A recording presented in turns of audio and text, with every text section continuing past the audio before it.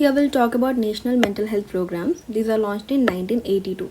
Coming to the aims, through these programs we are aiming to reduce the diseases by properly treating the mental health conditions and also by prevention of them, right? So proper prevention and treatment of mental health neurological disorders and their associated disabilities.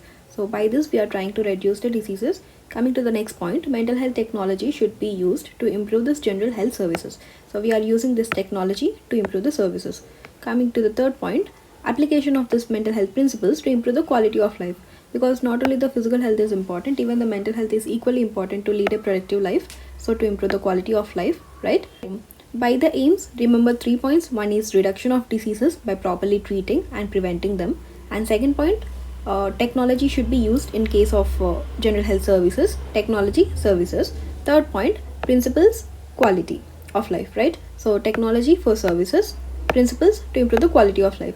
So these are three aims. Coming to the objectives, and objectives is what we are doing under this program. So first is available and accessible of this mental health care to everyone who need it, right? To vulnerable and underprivileged persons also. We are focusing more on this vulnerable and underprivileged people.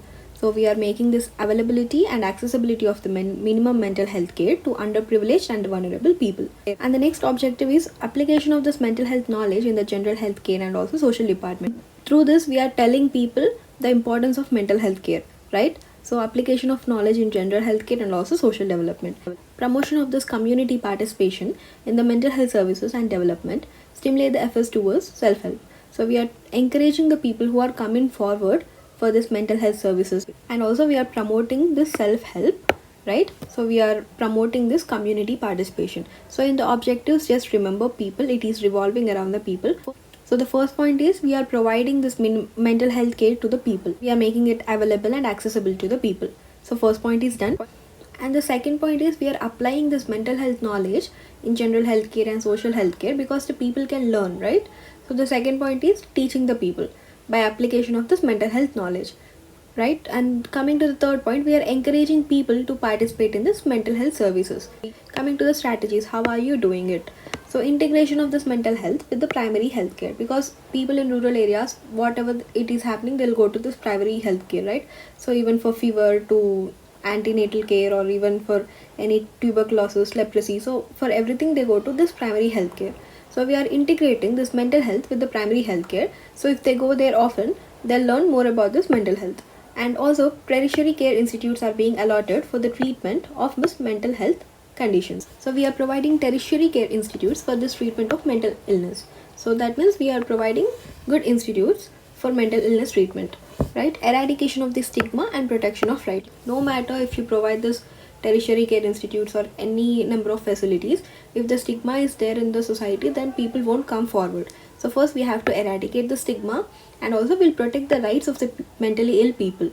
Then only they'll feel safe to live in the society and they'll come forward more frequently and more often, right? So in the strategies, write about hospitals. First, integration with the primary health care. Second, we are allotting these tertiary care institutes for the treatment of mentally ill people. And also we are eradicating the stigma. Once the stigma is out, they can come forward more, and also we are protecting the rights of the people who already came forward, something like that, right? So in the strategies, write about institutes and hospitals. In the objectives, write about people. And in the aims, just remember these three things. One is reduction of diseases, technology services, principles and quality. And in the objectives, we are making this mental health care available to the people.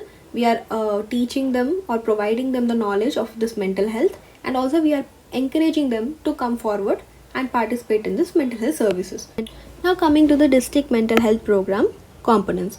So what is happening here? First, we'll train all the mental health workers. So once the mental health workers are properly trained, they can educate and spread awareness properly, right? See, before 1982, before all these acts, people do not care much about this mental health, right? So nobody has more knowledge on this mental health. So first we have to train the workers also for this program. So training all the mental health workers, and once they are trained, they'll educate the public and also spread awareness. So once the people are educated, they'll come forward. And which leads to early detection and treatment. And once they are treated, we'll provide the data to the government for the future planning of services. So once we know the data, how many people are coming, what are the cases more involved and all, we can provide proper services. right? Now coming to the Mental Health Act 2017, by this we are promoting the rights. What are the rights of this mentally ill people? To access healthcare, to live without any discrimination, and to enjoy the confidentiality. So first point is we are promoting the rights, and also we are providing this healthcare, treatment and rehabilitation under this least restrictive environment, right? Promoting the right and the least restrictive environment. And once this mentally ill person is admitted in the hospital, this should be notified to the WHO, because it's a rule in WHO. Any non-communicable diseases like mental illness should be notified once any cases admitted in the hospital. And under this act, we decriminalized suicide. It is an important step, decriminalization of suicide. And prohibition of electroconvulsive therapy. Mental health rehabilitation board should approval if the mentally ill person is staying for more than 30 days. So remember, I don't know if you remember these 2 points or not, but the points to be written under this Mental Health Act is promotion of rights. We are providing healthcare in the least restrictive environment. Notification of disease. Even you will read this in the WHO, International Health. And also decriminalization of suicide. This point is important, write it. So what are the rights of this mentally ill person? To access this healthcare, live without any discrimination, and enjoy the confidentiality. Bye.